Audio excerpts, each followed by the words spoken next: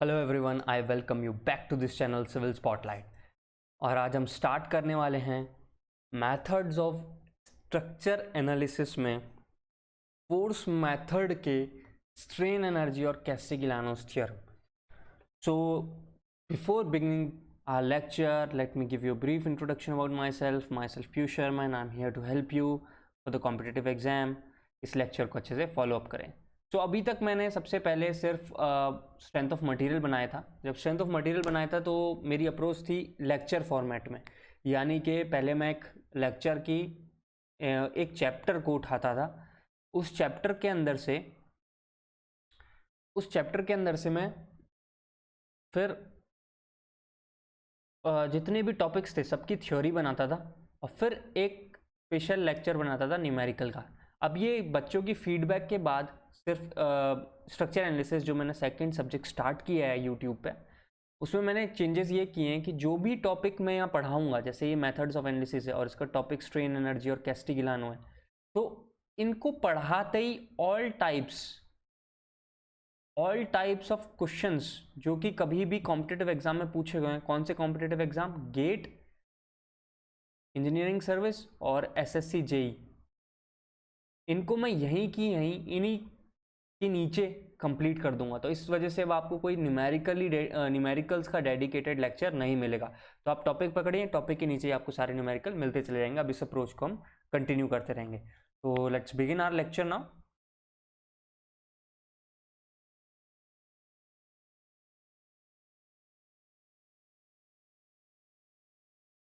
तो last lecture के बाद हमने इस पॉइंट पे ख़त्म किया था कि स्ट्रेन एनर्जी को अब हम नेक्स्ट लेक्चर में देखेंगे और वो यहाँ से शुरू। ओके, स्ट्रेन एनर्जी का मैंने एक स्पेशल बहुत ही बढ़िया स्ट्रेंथ ऑफ मटेरियल में बहुत ही उम्दा एक बहुत बढ़िया लेक्चर बना के रखा हुआ है। उसको बहुत अच्छे से वहाँ पे एक्सप्लेन किया है, बहुत टाइम दिया है। तो यहाँ पे मैं इतना नहीं जाऊँगा क्योंकि वहाँ से आप पढ़ के आए होंगे। वैसे भी स्ट्रक्चर एनालिसिस पढ़ने से पहले बच्चे स्ट्रेंथ ऑफ मटेरियल अच्छे से पढ़ लेते हैं। और जो बच्चे डायरेक्ट स्ट्रक्चर एनालिसिस कर रहे हैं बिना स्ट्रेंथ ऑफ मटेरियल पढ़े, मैं उनको बता दूं, please go and study strength of material first. मेरे लेक्चर से पढ़ लो, वो बिल्कुल स्पेसिफिक हैं फॉर कॉम्पिटिटिव एग्जाम। उससे आपको टाइम भी कम लगेगा और बिल्कुल टू द पॉइंट जो कंसेप्ट हमें नीडेड है वो आपको बहुत ही कम टाइम में मिल जाएंगे। तो अब स्ट्रेन एनर्जी तो वहाँ से देख सकते हैं और जो उनके रिजल्ट आए थे वहाँ पे, वो यहाँ पे अब हम एक बार जल्दी से रिवाइज कर लेते हैं।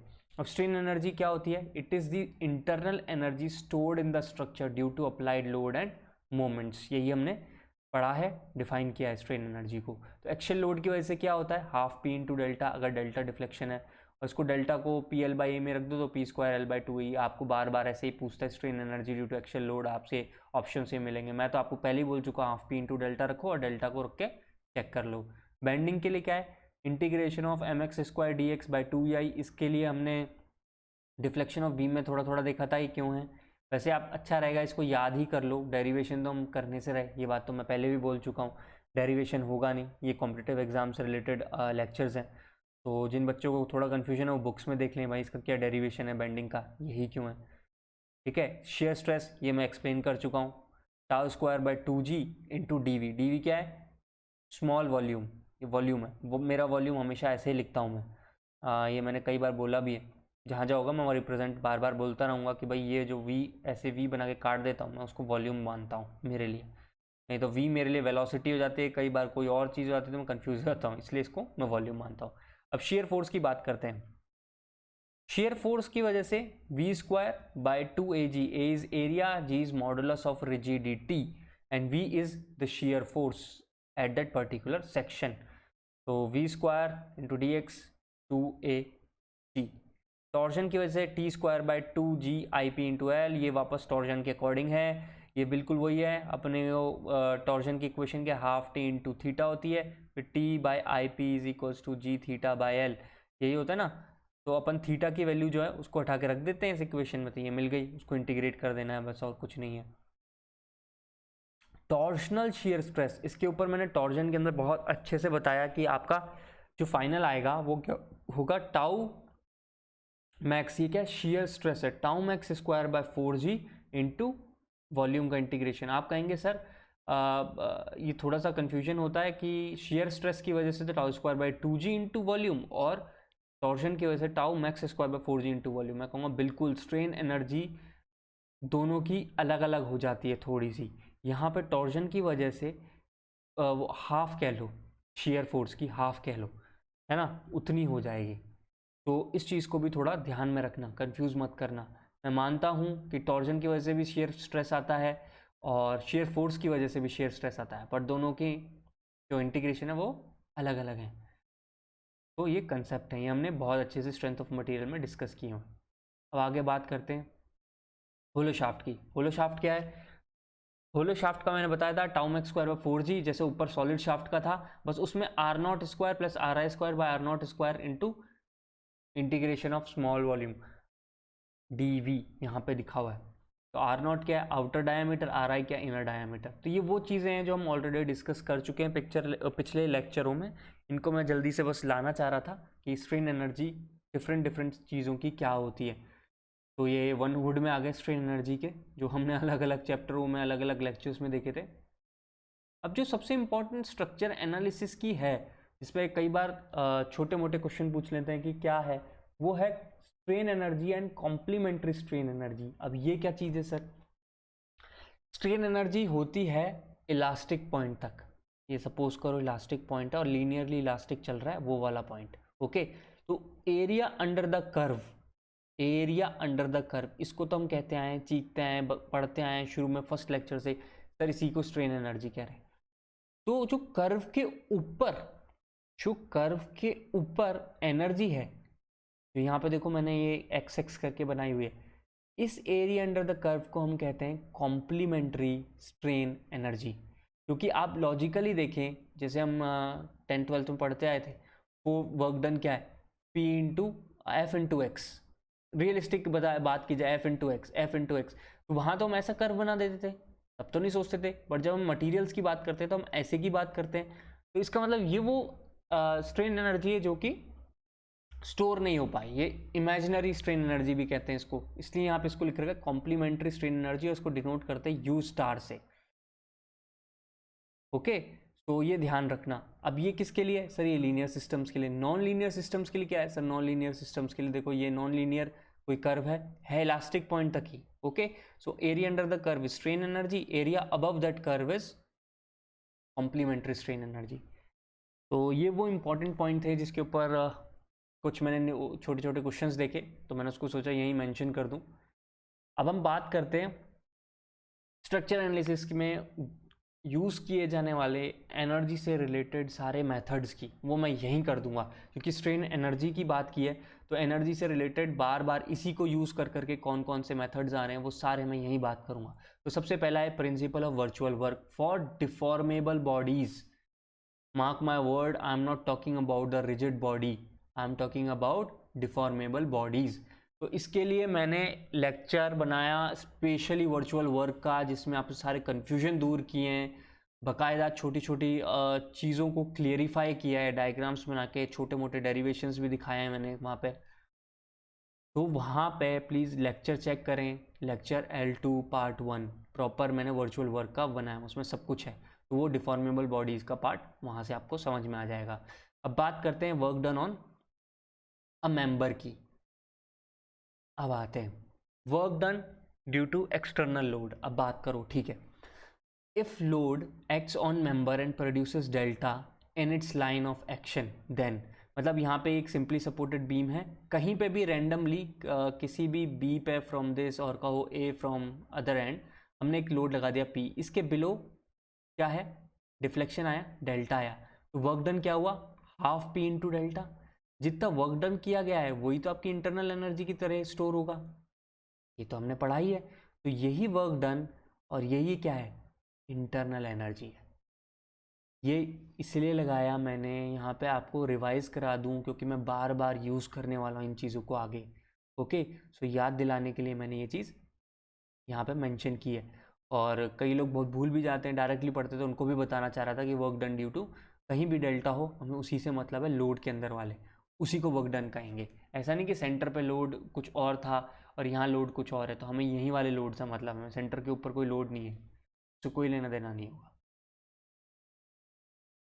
अब बात करते हैं work done by force below the line of action of other force.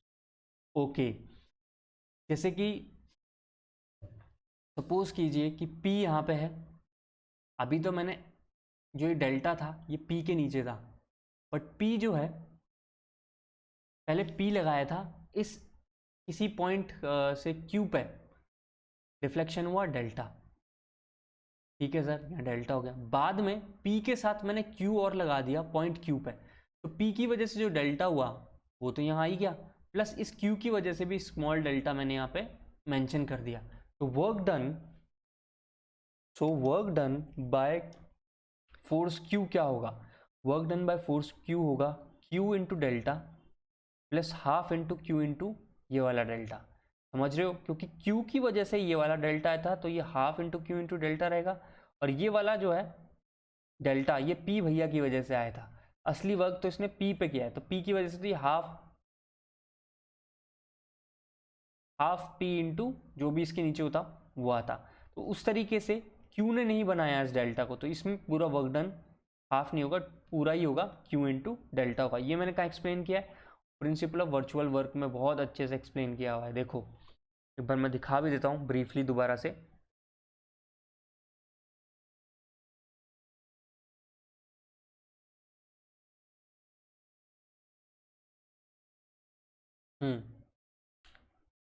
पहले मैंने PV नाम का फोर्स लगाया था, फिर PV के बाद PR फोर्स लगा दिया। तो जब इसके पूरे की इक्वेशन को हम लिखते हैं तो एरिया अंडर द कर्व लेते हैं, इसका तो आ जाएगा half PV into delta V, है ना। इसके बाद ये वाला पोर्शन होता है, ये एक्स्ट्रा वर्क हो गया, एक्स्ट्रा वर्क डन, और यहाँ पे ये वाला जो पोर्शन है ये क्या हो जाएगा, half PR into delta R।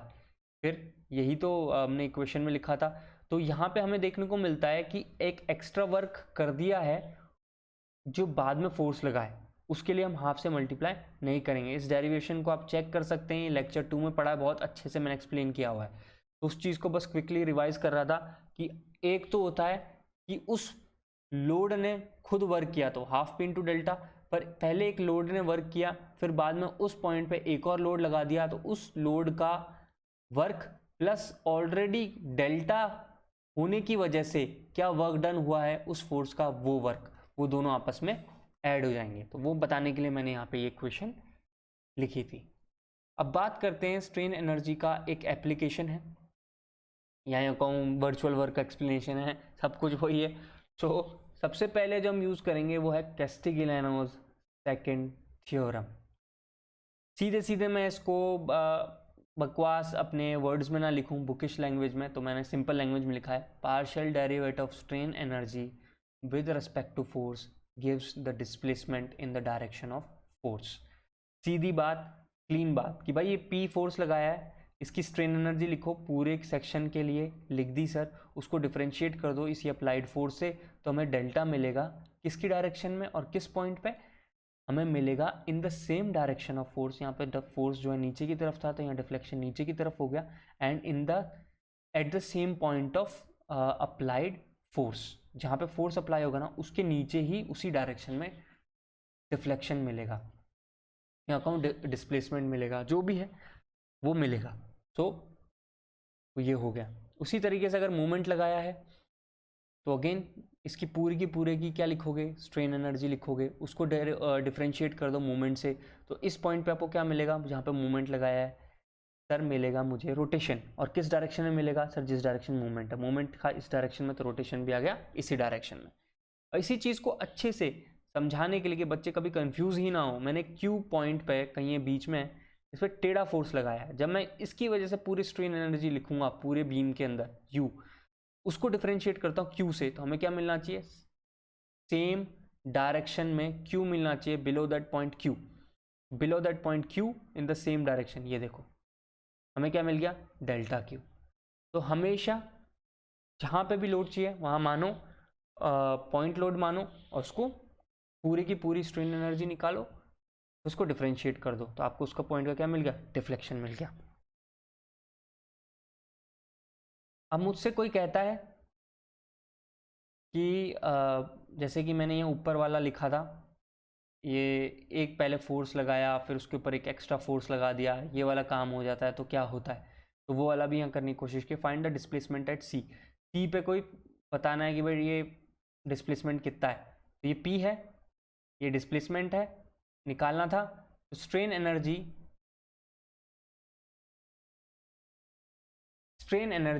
Due to P and Q, P और क्यू, ये क्यू है, बाद में मैंने क्यू लगा दिया यहाँ पे, जिसकी वजह से यहाँ पे मुझे वर्क डन निकालना है, यानी कि स्ट्रेन एनर्जी निकालनी है। जब आप इक्वेशन लिखोगे ना यहाँ पे स्ट्रेन एनर्जी, तो आप मानोगे क्यू की वजह से भी कोई ना कोई डिफ्लेक्शन हुआ होगा डेल्टा, ठीक है। और जब उस पूरी इक्वेशन को लिख दोगे तो बाद में आपको एक तो डेल्टा जीरो रखना पड़ेगा, क्यों? क्योंकि क्यू जो है वो एक वर्चुअल लोड है, और साथ में क्यू को ज़ीरो रखना पड़ेगा।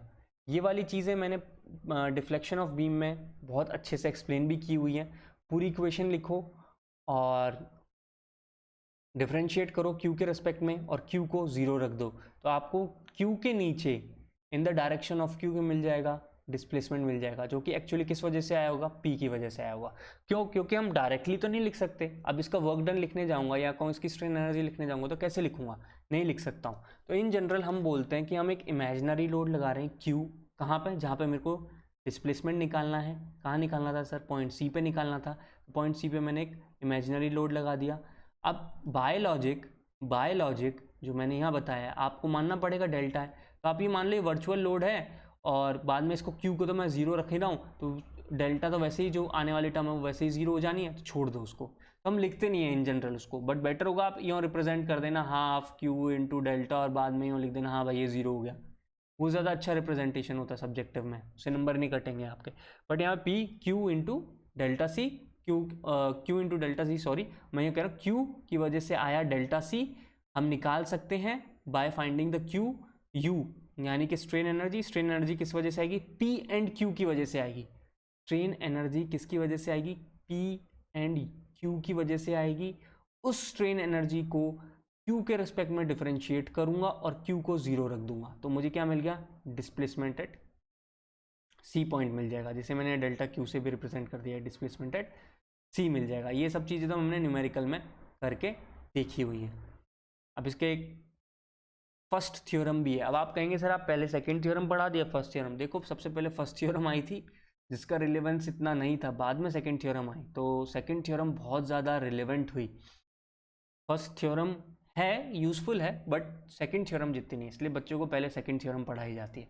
फर्स्ट थ्योरम क्या है? Partial derivative of strain energy with respect to displacement gives the force in the direction of displacement. यहाँ पे जो स्ट्रेन एनर्जी है इसको डिफरेंशिएट कर दो डिस्प्लेसमेंट से, तो आपको उस डायरेक्शन में क्या दे देगी? वो फोर्स दे देगी। पी का डायरेक्शन क्या होगा? डायरेक्शन ऑफ डेल्टा, जैसे कि यहाँ है स्ट्रेन एनर्जी लिख दी मैंने यहाँ क्यू के लिए, अब मैं इसको डिफरेंशिएट कर देता हूँ डेल्टा क्यू से, तो मुझे क्या मिलेगा? क्यू मिल जाएगा। किस डायरेक्शन में मिलेगा सर? Delta Q. यहाँ डेल्टा क्यू का डायरेक्शन कैसा है सर? टेढ़ा है। समझ गए बात को? सिंपल, जो फर्स्ट थ्योरम सेकंड थ्योरम था उसका अपोजिट करना है, तो वो फर्स्ट थ्योरम है। अब आपको इससे रिलेटेड मेरे को एक इम्पॉर्टेंट न्यूमेरिकल मिला, तो मैंने सोचा उसको डिस्कस कर लेता हूँ। इस पे बहुत इजी न्यूमेरिकल्स हैं कैस्टिग्लियानो पे, तो सिर्फ आपको स्ट्रेन एनर्जी लिखनी है और उसको डिफरेंशिएट करना है, इसलिए मैंने सारी टाइप की स्ट्रेन एनर्जी स्पेशली रीमेंशन की हैं ऊपर, ताकि आपके यहाँ कोई कन्फ्यूजन ना बचे। ठीक है, एक क्वेश्चन था, गेट का क्वेश्चन है ये। The beam of uniform rigidity E I, इसकी रिजिडिटी ई आई है। P Q is quarter circle, P Q is quarter circle, quarter मतलब 90 डिग्री हो गया है यहाँ से यहाँ तक, ऑफ रेडियस आर, बहुत बढ़िया, ये रेडियस आर है, ये भी आर है, और ये कहीं भी पॉइंट पे आर ही होगा। The vertical displacement of Q is given as, Q point कहाँ है? ये रहा, ठीक है, और लोड भी लगाया उस पर W, बहुत ही बढ़िया। उसको beta times W R Q by E I delta Q, find the value of beta up to 4 decimal places, निकाल देंगे सर।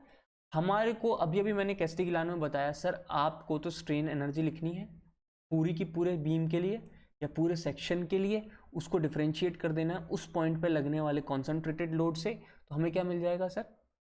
हमें मिल जाएगा उस पॉइंट पे in the same direction of concentrated load deflection मिल जाएगा।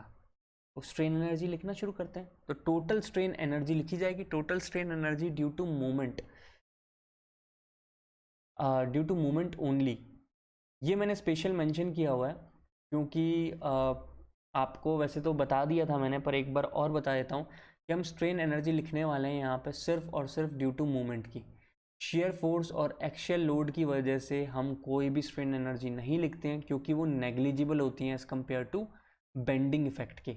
यानी कि जो बेंडिंग के इफेक्ट से किसी भी सेक्शन एक्स पे चले जाऊँ, वहाँ पे जो स्ट्रेन एनर्जी आने वाली है ना, या किसी भी सेक्शन एक्स तक का जो स्ट्रेन एनर्जी होगी वो बहुत ज़्यादा होगी as compare to shear and axial. तो शेयर एक्शियल को क्या कर देंगे, नेग्लेक्ट कर देते हैं। तो आओ इस पॉइंट को कंटिन्यू करते हुए हम आगे चलते हैं। तो ये पॉइंट है क्वार्टर सर्कल, ये डब्ल्यू है। किसी भी एक्स पे चले जाता हूँ, एक्स पे एक छोटा सा डी एक्स ले लेता हूँ।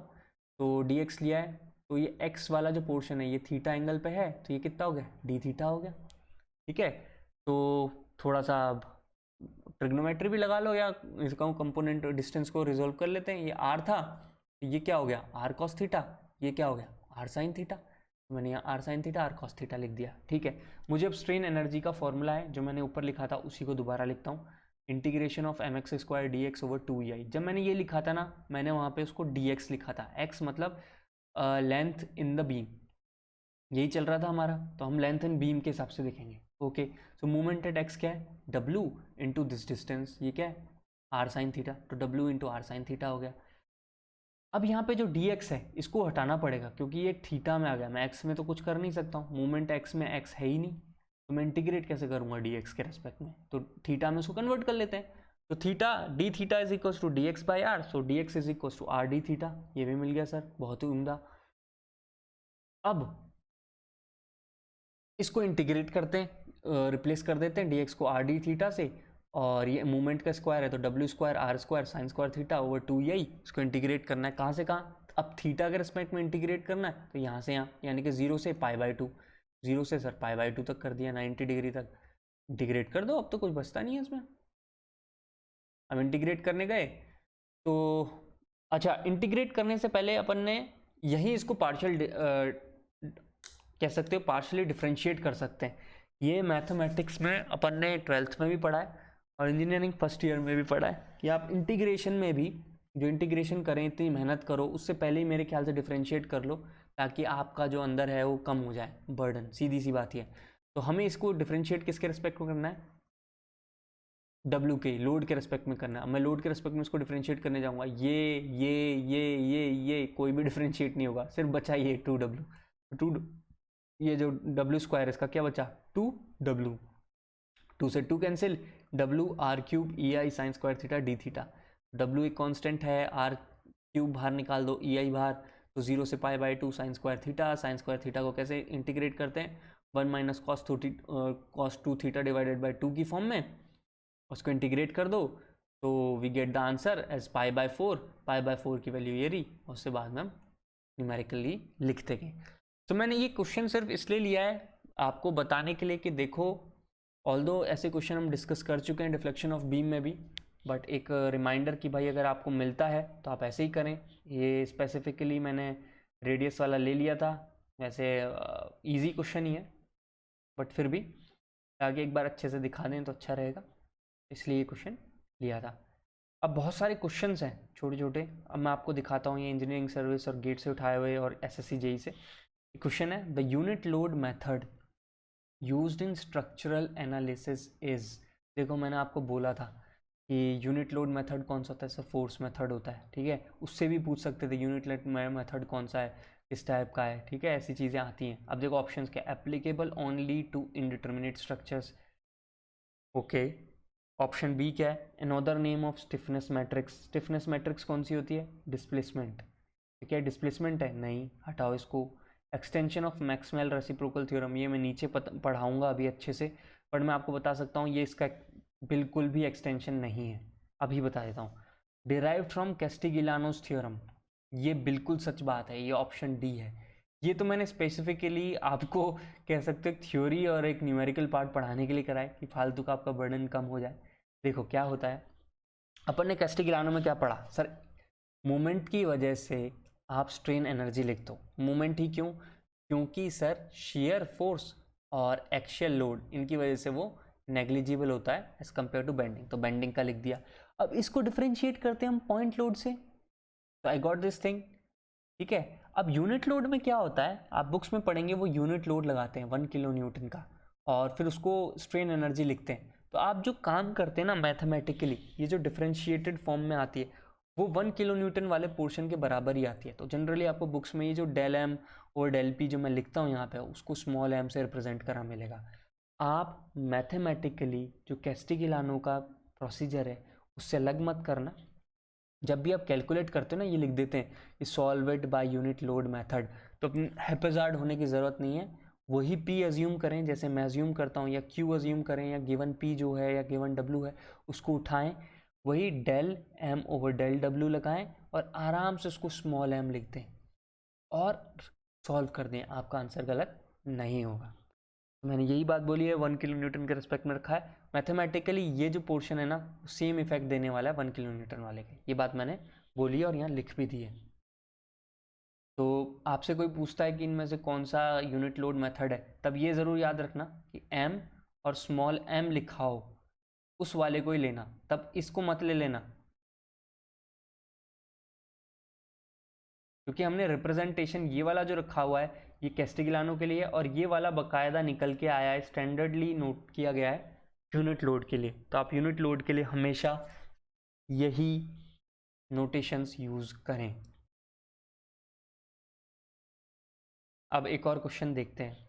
For linear elastic structural system, okay, minimization of potential energy yields, यानी कि पोटेंशियल एनर्जी को कम से कम कर दें तो वो क्या देगा, देखते हैं।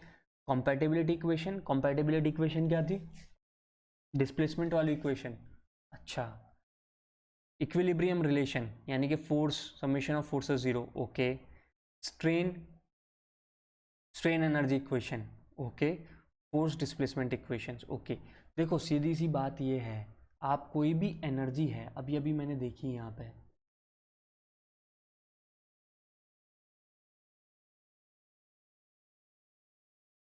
जैसे कि ये है, हमने अभी अभी देखा, हम स्ट्रेन एनर्जी को ही डिफ्रेंशिएट करते हैं बेसिकली, और वी गेट द डिस्प्लेसमेंट। जब ऐसी इक्वेशंस आती हैं उसे हम क्या कहते हैं, कॉम्पैटिबिलिटी इक्वेशन कहते हैं।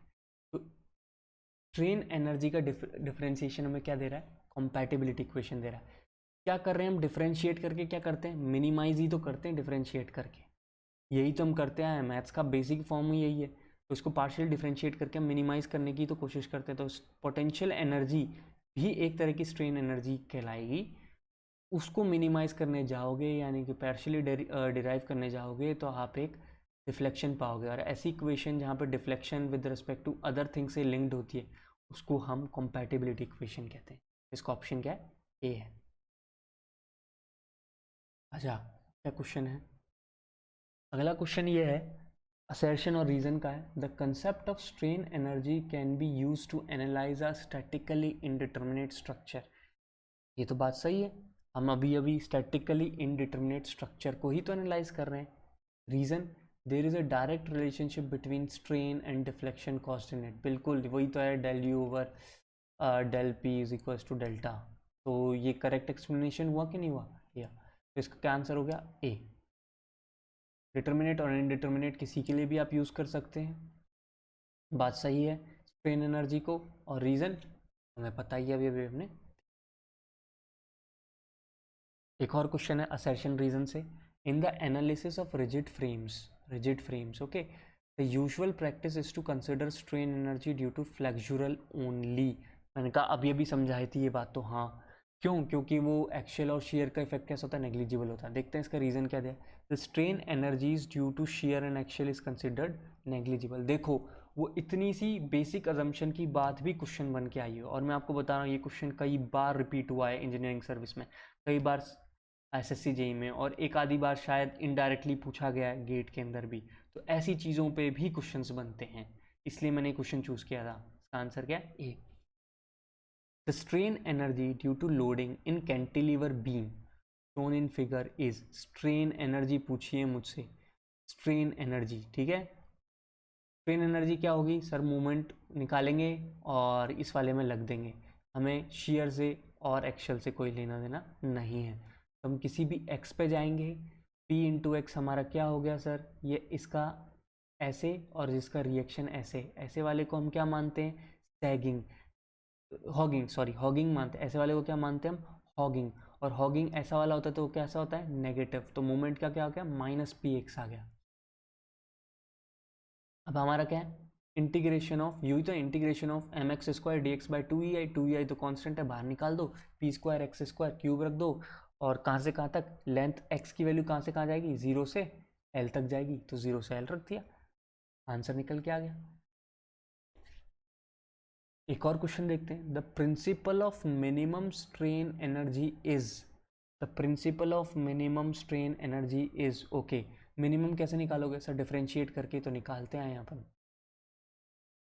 Is a particular case of Castigliano's first theorem, नहीं भाई, फर्स्ट थ्योरम तो उल्टी है, ठीक है ना, particular case of Castigliano's second theorem, बिल्कुल सही बात है। Applicable only if redundant support do not yield, मैंने आपको बोला था सुपरपोजिशन प्रिंसिपल वैलिड है, और जो उसके अजम्पशंस हैं, चाहे आप स्ट्रेन एनर्जी पढ़ें, चाहे आप मूवमेंट डिस्ट्रीब्यूशन पढ़ें, आप कोई सी भी थ्योरी पढ़ें या स्ट्रेंथ ऑफ मटेरियल वाली पढ़ें, वो सारी वहाँ एप्लीकेबल हैं। हम नहीं चाहते ना टेम्परेचर बढ़े, सब कुछ लीनियरली इलास्टिक होना चाहिए, और कोई भी सपोर्ट यील्ड नहीं करना चाहिए। तो एप्लीकेबल हैं, मिनिमम स्ट्रेन एनर्जी सिर्फ applicable only if redundant support do not hit, देखो तभी नहीं, तब भी है कि जैसे कि मुझे किसी पॉइंट का डिफ्लेक्शन निकालना है, फॉर एग्जांपल ये देखो, अब ये यहाँ था और कोई लोड पी लगा दिया हमने, तो थोड़ा सा मैं,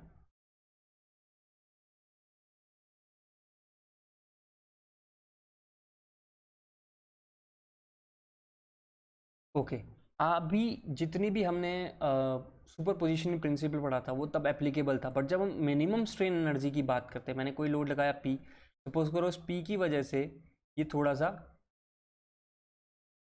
डिफ्लेक्ट कर गया डेल्टा, ठीक है सर, करने दो, तो इस P की वजह से अगर आप इस डेल्टा को देखें तो आप इस इफेक्ट को किस तरीके से सॉल्व करेंगे सर, कैस्टिग्लियानो सेकंड थ्योरम से सॉल्व करेंगे, तो वहाँ पे मिनिमम स्ट्रेन एनर्जी तो हम डिफरेंशिएट करके निकाल रहे हैं, बट इस कंसेप्ट को हम एक्सेप्ट नहीं कर रहे हैं, प्रिंसिपल ऑफ सुपरपोजिशन के अजम्पशंस को, तो क्या वो स्ट्रेन एनर्जी के लिए वैलिड है, मैं कहूँगा वैलिड तो हैं, पर इसका मतलब ये नहीं कि आप वो सपोर्ट्स डू नॉट यील्ड वाला जो क्लॉज है उसको भी अपने साथ चिपका के रखें, हम उसको ज़रूर चिपकाएंगे कि there is no significant change in the geometry of the system, वो वाला पॉइंट, एक टेम्परेचर कांस्टेंट है वो वाला पॉइंट, ये दो पॉइंट स्ट्रेन एनर्जी में आराम से यूज़ होते हैं, बट सपोर्ट्स कैन यील्ड, और इनका बहुत हम यूज़ करते हैं और फाइंड आउट करते हैं इसी मिनिमम स्ट्रेन एनर्जी कंसेप्ट का, तो इसका जो ऑप्शन नंबर 3 है वो गलत हो गया फॉर मिनिमम स्ट्रेन एनर्जी। चौथा क्या है, applicable when redundant support yield, बिल्कुल यही तो मैंने बताया कि अगर आपका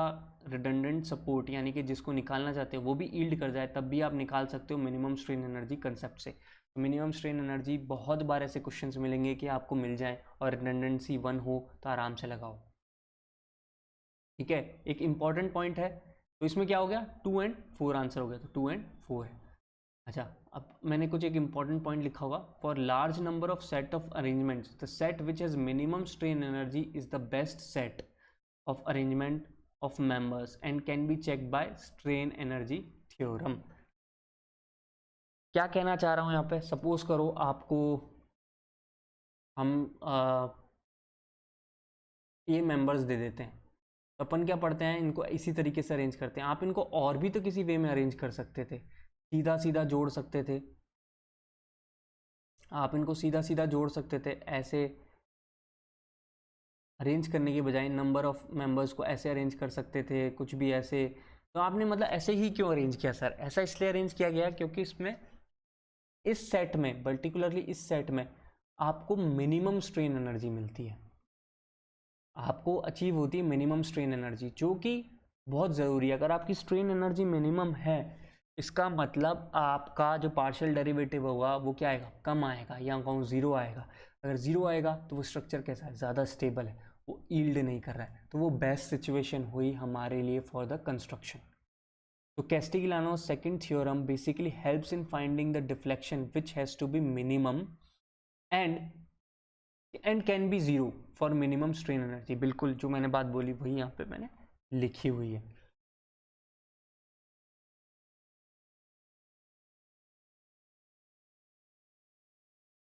तो अब हम नेक्स्ट क्वेश्चन की ओर भी चलते हैं। तो नेक्स्ट क्वेश्चन क्या है? नेक्स्ट क्वेश्चन है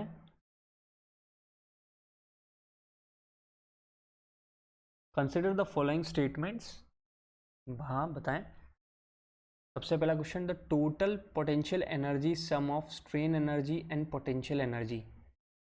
total potential energy is sum of strain energy and potential energy. Okay, strain energy is always positive. Okay, देखते हैं। This positive, sorry, the potential energy is always positive. देखते हैं। For equilibrium the total potential energy is minimum. ये वाली बात तो ऊपर वाले से ही पता चल रही है, ये बात तो पक्की, ये वाली बात तो पक्की। अब एक एक करके इन सबको एनालाइज करते हैं। जो हमारी टोटल एनर्जी है सर, वो potential energy plus kinetic energy, ये तो 11th-12th में हमने पढ़ ही रखा है। अब हम जब स्ट्रक्चर में आ जाते हैं, सिविल में आ जाते हैं, तो वहाँ कोई भागती हुई चीज़ तो है नहीं वी वेलोसिटी से, तो हम कह सकते हैं potential energy plus strain energy, ये टोटल हमारी एनर्जी हो जाएगी। यहाँ पे इन्होंने टोटल पोटेंशियल एनर्जी लिखा हुआ है। आई थिंक ये मेरे को लगता है उसी पॉइंट से बात करना चाह रहे होंगे। तो हमारे कह सकते हैं टोटल एनर्जी बिल्कुल strain energy plus potential energy हो सकती है। और पोटेंशियल एनर्जी क्या होती है सर? एक डेटम होता है, डेटम से हम कितनी ऊपर जाते हैं वो एनर्जी अटेन करता है, तो उसको हम पोटेंशियल एनर्जी कहते हैं। यही तो हमको पढ़ाया गया था। तो हम किसी स्ट्रक्चर को हाइट पे बनाएंगे तो हम कह सकते हैं जो हमने डेटम माना उसके रिस्पेक्ट में इसके पास एक पर्टिकुलर एनर्जी है। ओके सर, तो इसलिए इसके पास पोटेंशियल एनर्जी होगी। अब एक बार बताओ, क्या पोटेंशियल एनर्जी सिर्फ पॉजिटिव हो सकती है क्या? ऑलवेज लिखा है ना इसमें। नहीं, डेटम के नीचे ले गया तो सर नेगेटिव हो जाती है, यही हमको पढ़ाया गया था। तो यार इसका मतलब ये तो गलत है, डेटम पे डिपेंड कर रहा है। अब strain energy is always positive, बिल्कुल sir. U is equals to half P into delta, ये तो कभी नेगेटिव हो ही नहीं सकता है। एरिया अंडर द कर्व तो कभी नेगेटिव होगा ही नहीं। Okay, so positive. तो सही आंसर क्या है इसका? स्टेटमेंट 1 करेक्ट है, 2 करेक्ट है और 4 करेक्ट है, 3 रॉन्ग है।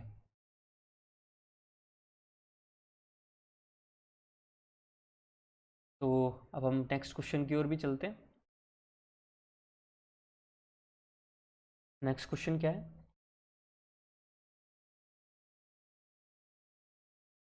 In certain cases omitting the shear effect result in error. यार अभी तक मैं आपको ये बता रहा था कि स्ट्रेन एनर्जी में से आप shear का इफेक्ट और उसका इफेक्ट, एक्सेल का इफेक्ट नेग्लेक्ट कर दो, सही रहेगा, आपके लिए अच्छा रहेगा, यही तो मैं बोल रहा था। बट क्या कुछ केसेस में, इन सर्टेन केसेस में वो उसको हटाना, शेयर इफेक्ट को हटाना एरर देगा? मैं कहूँगा बिल्कुल सही बात है, वो बिल्कुल देगा। उसका कारण भी मैं बताता हूँ। अच्छा, रीज़न क्या दिया? When bending movement okay very along the length of beam, okay, the shearing stress resultant will be present, हाँ, and will influence the deformation. ये बात सही है, ये तो हम पढ़ ही चुके हैं। बेंडिंग मोमेंट शेयर फोर्स में, जब बेंडिंग मोमेंट वेरी करता है लेंथ के अलॉन्ग, वहाँ शेयर फोर्स भी वेरी कर रहा होता है, और शेयर फोर्स की वजह से शेयर स्ट्रेसेस होंगे और वो डिफॉर्मेशन पर डेफिनेटली कहीं ना कहीं इन्फ्लुएंस तो करते ही होंगे। बात सही है मेरे हिसाब से, रीज़न भी सही है, असर्शन भी सही। बट यही क्या इसका करेक्ट एक्सप्लेनेशन है? नहीं है, ये करेक्ट एक्सप्लेनेशन नहीं है। तो इसका करेक्ट एक्सप्लेनेशन क्या है सर, वो बता दो। वो देखो, एक है स्पैन बाय डेप्थ रेशियो, ये बड़ी इंपॉर्टेंट चीज़ है। Span by depth ratio RCC में हमने बहुत बार यूज़ किया है डिज़ाइंस के अंदर, तो यहाँ पे भी मैं बता देता हूँ। देखो, स्पैन बाय डेप्थ रेशियो अगर लेस देन 1 है तो ऐसे स्पैन्स, यानी कि ऐसा स्पैन बाय डेप्थ, यानी कि एक स्पैन बनाया तुमने एल लेंथ का और उसकी डेप्थ है डी, समझ गए? तो एल बाई डी की बात कर रहा हूँ मैं। तो एल बाई डी अगर लेस देन 1 है तो वहाँ पे जो डिफ्लेक्शन है उसका 70% पोर्शन शेयर फोर्स अफेक्टेड रहेगा। और जहाँ पे span by depth ratio greater than 10 है वहाँ पे सिर्फ 1% of deflection is due to shear force. आई बात समझ में? तो जनरली हम देखते हैं कि हमारी बीम्स होती हैं वो काफ़ी लंबी लंबी सी होती हैं, डेप्थ होता है 250 mm, लेंथ है 4 मीटर 5 मीटर, इवन क्वेश्चंस में भी। तो इसलिए वहाँ पे हम नेग्लेक्ट कर देते हैं द इफेक्ट ऑफ शेयर। इसलिए मैंने ऊपर देखा था, मैंने लिखा स्पेशली कि मैं नेग्लेक्ट कर रहा हूँ शेयर और एक्सेल का इफेक्ट। बट आपको इस क्वेश्चन से क्लियरिटी आ गई, अगर span by depth ratio less than 1 हो तो आप बोलना नहीं शेयर फोर्स होगा, मैं इसको नहीं मानूंगा। तो इसलिए इसने वो लिखा इन सर्टेन केसेस, तो वो सर्टेन केस बन गया कि नहीं बन गया? तो इन जनरल तो हमारा डेप्थ जो स्पेन जो होता है डेप्थ से बहुत बड़ा होता है, तो इसलिए वहाँ पे हम शेयर फोर्स की इफेक्ट को नेग्लेक्ट करते रहते हैं। चलिए अब एक और क्वेश्चन देखते हैं। The strain energy will be minimum for which condition. अच्छा बताओ, स्ट्रेन एनर्जी अब तक तो समझ गए, इतना मैंने पढ़ा दिया, अब तो पता चल गया होगा यू की बात हो रही है और यू को मिनिमम करना है। ये लो सर कर दिया। ओके सर, बताओ किस में मिनिमम होगी, कैंटिलीवर में, सिंपली सपोर्ट में, प्रॉप्ड में या फिक्स्ड में। एक बात बताओ, कैंटिलीवर लगाओ, सेम लोड लगाओ, इसके अंदर ये पहुंच गया। अगर आप सेम लोड उठा के यहाँ लगाओ, ये यहाँ पहुंच गया। प्रॉप्ड कैंटिलीवर लो, ये थोड़ा और कम डिफ्लेक्ट होगा, और फिक्स्ड लो, फिक्स्ड में तो और भी कम डिफ्लेक्शन होगा। तो सबसे कम डिफ्लेक्शन किस में हुआ सर, फिक्स्ड में हुआ। फिक्स्ड में सबसे कम हुआ तो इसका मतलब सबसे कम स्ट्रेन एनर्जी किस में गई होगी, फिक्स्ड में गई होगी। तो इसका आंसर क्या हो गया, फिक्स्ड। Option is D. तो मैंने यही चीज़ यहाँ पे लिखी है, स्ट्रेन एनर्जी मिनिमाइज करने का कंसेप्ट तो ये रहा, कैस्टिग्लियानो थ्योरम। कैस्टिग्लियानो थ्योरम बेसिकली आपकी स्ट्रेन एनर्जी को मिनिमाइज कर रहा है, और मिनिमाइज करने के लिए हम क्या करते हैं सर, मैथमेटिकली इसको डिफरेंशिएट करते हैं। तो यहाँ पे उसका पार्शियल डेरिवेटिव ले लिया, जितना डेल्टा मिनिमम, डिफ्लेक्शन मिनिमम, उतनी ही मिनिमम हुई strain energy. Minimum strain energy हुई तो हमें क्या मिल गया, फिक्स्ड बीम। क्योंकि इन गिवन इक्वेशंस में से, मतलब इन गिवन इक्वेशंस में से सबसे बेस्ट ऑप्शन फिक्स्ड बीम था। That's what I meant. तो ये था स्ट्रेन एनर्जी से रिलेटेड, कैस्टिग्लियानो से related all the types of numerical और all the types of questions जो मुझे लगा कि ज़रूरी हैं डिस्कस करना, वो मैंने यहाँ डिस्कस कर दिए हैं। ये जो क्वेश्चंस मैंने उठाए, मैं स्पेसिफिकली बोल रहा हूँ 25 ईयर्स ऑफ गेट, ESE और CCJE से उठाए हैं। बाकी आप सॉल्व करने जाएंगे, आपको समझ में आ जाएगा जो मैंने लेक्चर बनाया है उसमें से कुछ भी चीज़ बाहर नहीं मिलेगी आपको। तो I request you guys to share it with your friends, to subscribe this channel, like the video, and you have any query, any doubt, mention it in the comment below. So for now I'm signing off, and in the next lecture we will be discussing about the Maxwell reciprocal theorem. For now, bye bye, God bless you all.